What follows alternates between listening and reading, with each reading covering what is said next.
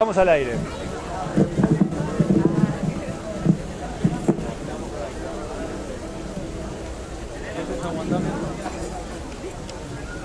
¿Estás ahí?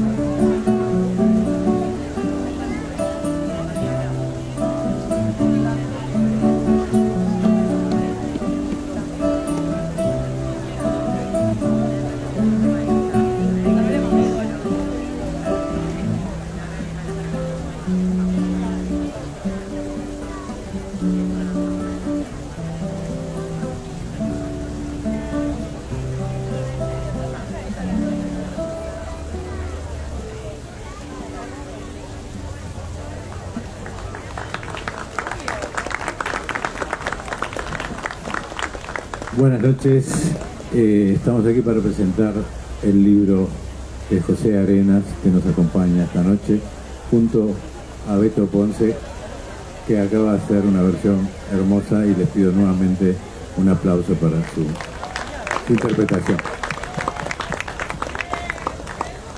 Ayer lo dije, pero lo repito hoy, Beto es una de las razones por las cuales vengo a presentar libros a esta feria. Y bueno, tenemos aquí a un polígrafo, un hombre de tango, un hombre de poesía, un hombre también de narrativa, con quien ya hemos presentado este libro, pero bajo techo, la Alianza Francesa. Y bueno, muchas gracias por estar acá, José. Gracias a ustedes por la invitación, gracias, Beto.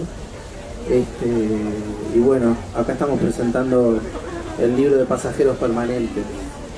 Y bueno, vamos a tratar de hablar un poco para aquellos que o bien no conozcan mucho el disco, o bien no sepan de qué va este libro, cuál es el enfoque, cómo fue que surgió. Entonces, ¿podrías contarnos un poco las circunstancias en las cuales se produjo este disco y en qué país? Sí, el disco Pasajeros Permanentes fue el primer trabajo que hizo Alfonso Carbone cuando empezó a trabajar en Warner, en el sello Warner en Chile. Su idea era, además producir la música latinoamericana de aquel momento, pop latinoamericana de aquella época, del 98.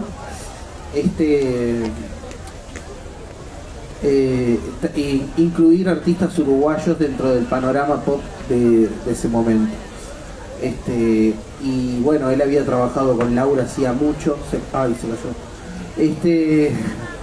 Y bueno, entonces le propuso a Laura trabajar este disco, hacerlo, y ahí fue Laura con quienes eran entonces sus dos guitarristas y su productor musical, que eran Bernardo Aguerre y Jorge Nocetti. Muchas gracias. Y a partir de eso se empezó a gestar un disco muy diferente en lo que era la carrera de Laura, como cantante solista, porque era un disco más alejado de su inicio en una especie de pop uruguayo, primero apadrinado estéticamente por Jaime Ross, y por todos los que la acompañaron, por Galemire, bueno, por mucha gente, y empezar a hacer un poco más amplio en el sentido de pop rock, salir un poco de algunos ritmos más uruguayos. El disco anterior de ella, que se llama Interior, ya venía coqueteando un poco con ese pop, pero todavía tenía algunas zambas, tenía un bolero y demás. Va un poco más allá, hacia un sonido que acá no existía en cuanto a técnica de grabación y producción musical, y que pasados muchos años siguió sin existir, y además ha sido una producción con gente que venía de una multinacional, ¿no? Que eso era muy novedoso para un artista uruguayo, y que era muy novedoso en aquel momento en Latinoamérica, ¿no? Y era novedoso sobre todo para un artista de lo que se llamaba canto popular en aquella época, ¿no? ¿O no? No. Sí, claro. Laura había empezado con Rumbo, en esa camada del canto popular, ya un canto popular más, una segunda etapa del canto popular, diría yo, un poco más moderna, con arreglos vocales, con otros ritmos, pero ella todavía guardaba recuerdos de gente que la tenía como la cantante de Rumbo, la cantante de Redoblar, de todos esos temas, y aquel famoso graffiti cuando ella graba una propaganda de Pepsi, que es Canoura te vendiste. Bueno, sí, había esas distinciones tajantes entre lo comercial y lo artístico, ¿no? Del mismo modo que había música para escuchar y música para bailar, ¿no? Los 80, en la vecina orilla, como bien sabes, rompieron con esa barrera, pero acá era más difícil. Y bueno, contanos un poco del libro, que es bastante peculiar, porque aprovechando la libertad que le damos a los autores en la colección, contá un poco lo que hiciste, ¿no? Bueno, yo lo que quería hacer era una novela rosa, no, mentira.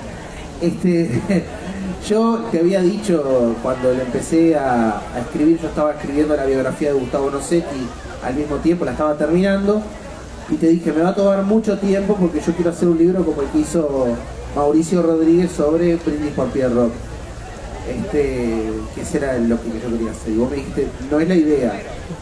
La idea es que vos hagas lo que vos sabés hacer, o la estética que vos manejes.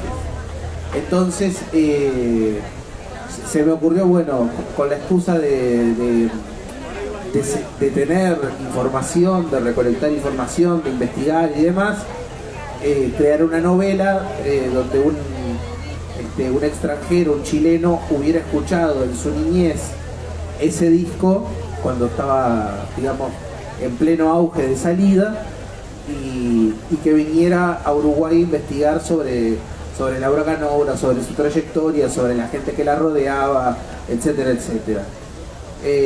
Así me daba la posibilidad de inventar un poco y al mismo tiempo de poner todo sobre lo que había leído, investigado, charlado con Canoura horas y horas, y así nació el personaje que que no me acuerdo ni cómo se llama. Yo tampoco. Es Vicuña de apellido, porque es un apellido que sé que es común en Chile, pero bueno, como toda persona que llega a Uruguay se va encontrando con desilusiones. Y sabemos también que es joven y bonito.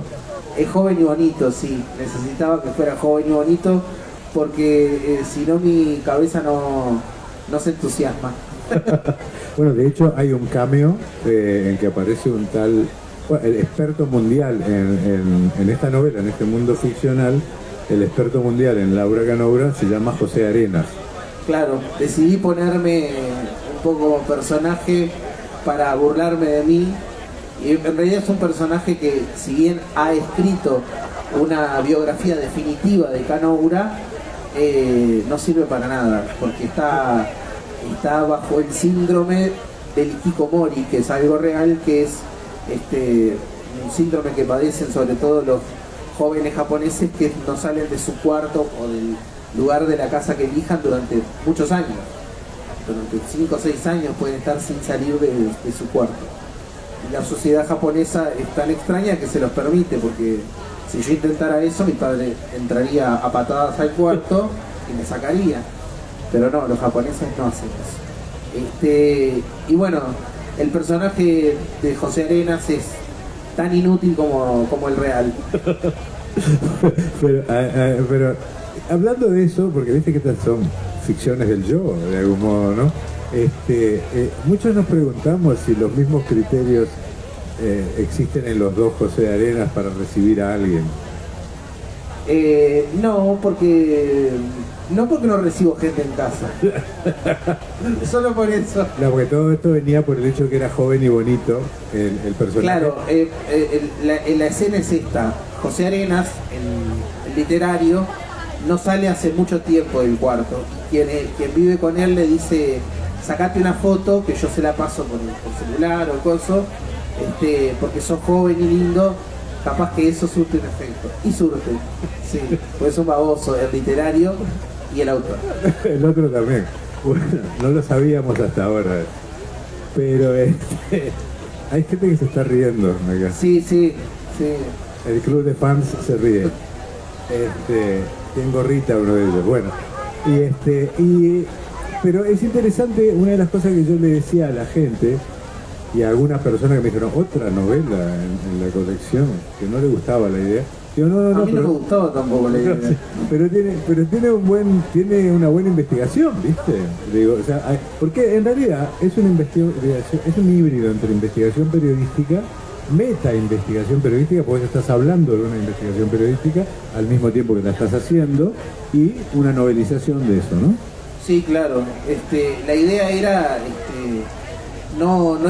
y tratar de inventar lo menos posible, aunque esas claves estén dudosas entre el límite entre lo que realmente sé, lo que realmente estudié, lo que realmente conseguí y las pequeñas chispas. En realidad lo que es ficcional son pequeñas chispas, la verdad.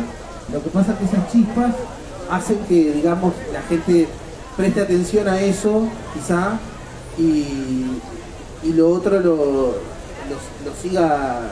Es como una chispa que prende fuego el resto, ¿no? Entonces aparece la chispa de la ficcionalidad y ya de repente no se sabe si toda esa investigación de la que hablo es real o no. Y la verdad es que está bien.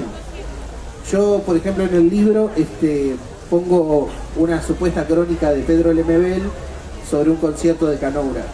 Y en una entrevista que me hicieron, la persona que me entrevistó me dijo que no había leído a Lemebel, qué divino que escribe. Además busqué esa crónica y no está, vos la tenés para prestármela. Y yo en un momento pensé, dije, bueno, no puedo, entre comillas, asombrarme de que la gente caiga en una trampa que yo mismo puse.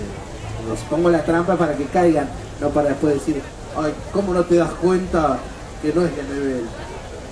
Pero vos sabés que en la colección hay otro libro en el que pasa eso, y es Octubre de Carolina Bello, donde ella hace una crónica de un show que no vio, como en el estilo más o menos de las Cerdos y Peces, ¿viste? De la revista de aquella época. Sí. Y hay gente que se ha preguntado dónde está esa entrevista, ¿no? Dónde salió, y la había escrito ella, es ficción. Bueno, claro, las Cerdos y Peces hacía eso también, ¿no? Ponía entrevistas larguísimas, todas inventadas. O sea que no está, la gente que está escribiendo para la colección no está haciendo nada que no hiciera el periodismo en ese sentido de inventar, ¿no? No, claro, el periodismo relativamente serio que había de música de los 80, por ejemplo, ¿no? Sí, claro. Lo cual está muy bien, ¿no? No hay que privarse de ningún recurso. No. Y me fui encontrando con muchas sorpresas en el camino de la investigación. Entre ellas, que en mi casa había, que probablemente era de mi padre o de mi tío, unos ejemplares de una revista que se llamaba Canto Popular, que dirigían Nelson Caula, y ahí escribían, bueno, todo el mundo, Víctor Puña, Benavides, Darnoyans, y se escribía sobre ellos. Era escribían un poco sobre sí mismos, la verdad, era como un círculo que se reseñaba a sí mismo. Y hay una nota de Barilari, que de un recital de Rumbo, donde él dice que, bueno, lo bien que funciona Rumbo, los arreglos que tienen y demás, pero que la única que tiene un perfil solista es Canoura y que deberían dejarle hacerle a ella todos los solos, dice la nota de Barilari. O sea que ahí o sea que en un momento Barilari, no. Yo no digo nada. No, pero estás pensando cosas. No. O sea que, digo, estaba bien lo que decía Barilari, eso quisiste. Lo que quisiste decir es que estadísticamente vos lo encontrabas probable o improbable eso. Lo encontraba muy probable, sí. De hecho, cuando escucho los discos de Rumbo, en general la que hace los solos es Laura. Y la que tiene los temas... Laura, además de ser quien es en la música popular como solista, es una gran creadora de clásicos. No solo los que hizo ella, como Detrás del Miedo, también es una creadora de clásicos escritos por otras personas. Andenes, por ejemplo, la versión de referencia que tenemos es de Laura. Lugar de mí, que es un tema de Mauricio Ubal, la referencia que tenemos es la versión de Laura. Aclaremos que Andenes es de Estela Magnone. Andenes es de Estela Magnone. Piropo, la primera versión que hay, que es un tema de Jaime, es de Laura. Puedes oírme, que es un tema de Gale Mire, la versión que tenemos, primera e inconsciente, es de Laura. Es una gran creadora de clásicos. Justamente cuando hablábamos de la posibilidad de este libro, vos me hablabas de la admiración que le tenías a ella como intérprete, ¿verdad? Sí. Claro que no es una compositora importante, sí es una intérprete, como decís, emblemática, y que canción que tocaba la convertía en un clásico, ¿no? Canciones de otros, ¿verdad? Y contanos un poco por qué te parecía que era así, ¿no? ¿Cuáles son los elementos? ¿Por qué te parece que tenía ese aura, esa...? Bueno, en principio porque ella es una gran intérprete, es alguien que, digamos, se mete realmente en las canciones, bucea en todo lo que la canción puede tener y realmente la recrea a su manera. Y eso la convierte en alguien que hace propio lo que toca, por más que sea de otras personas. Al mismo tiempo, siempre ha tenido un gran gusto para elegir temas de otras personas.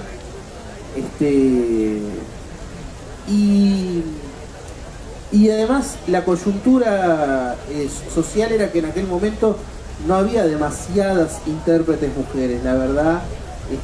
Había compositoras como Estela, bueno, estaba Diane Lenoir, no recuerdo si estaba en Uruguay en aquel momento.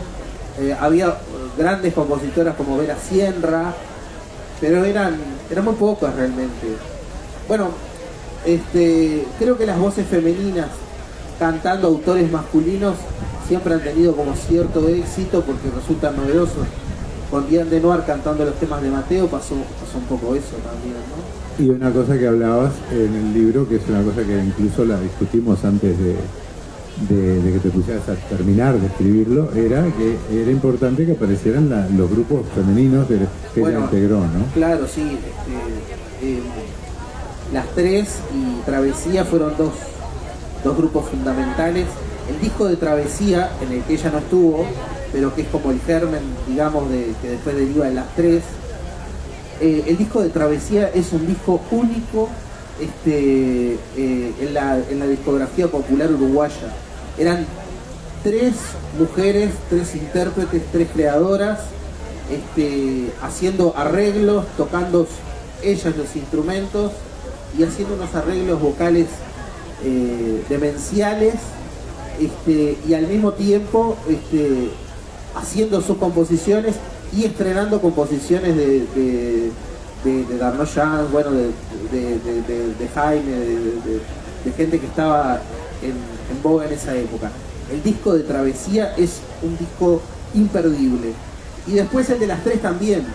El de Las Tres es un gran disco. La diferencia es que eran 3 solistas con una banda.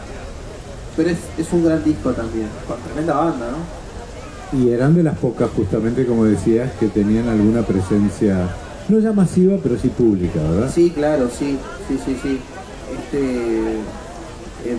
Los recitales tanto de Las Tres como de Travesía eran como un poco míticos también, no solo los que hacían en la barraca, sino los que hicieron después.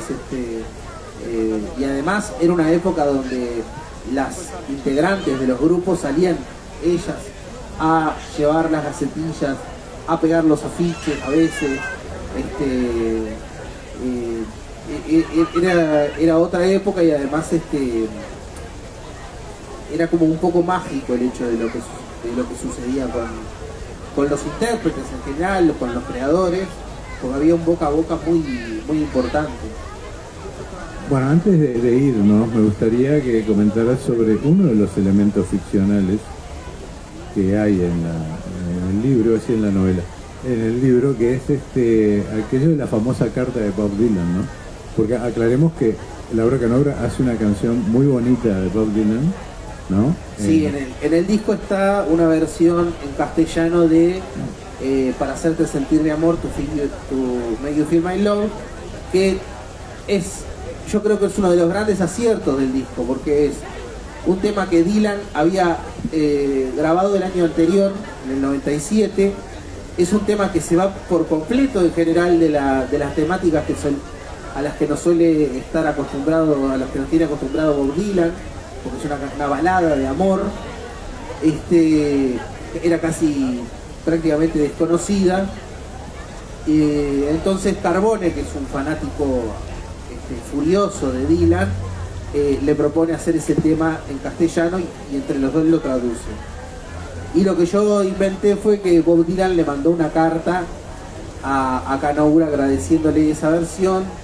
Está el manuscrito, está la foto del manuscrito en el libro, y el asunto fue que yo puse en el libro que Carbone se la había robado y que por eso Laura y Alfonso nos hablan más.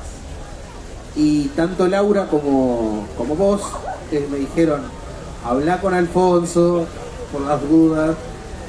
Y yo le escribí a Alfonso y le mandé el capítulo, me dijo que le parecía una gran idea y que si hubiera habido una carta de Bob Dylan se la hubiera robado absolutamente. Bueno, me parece un broche de oro para la presentación de hoy. Muchas gracias, Beto, muchas gracias, José, por estar acá. Y vamos a irnos con Beto tocando otra canción del disco, ¿no? Muchas gracias.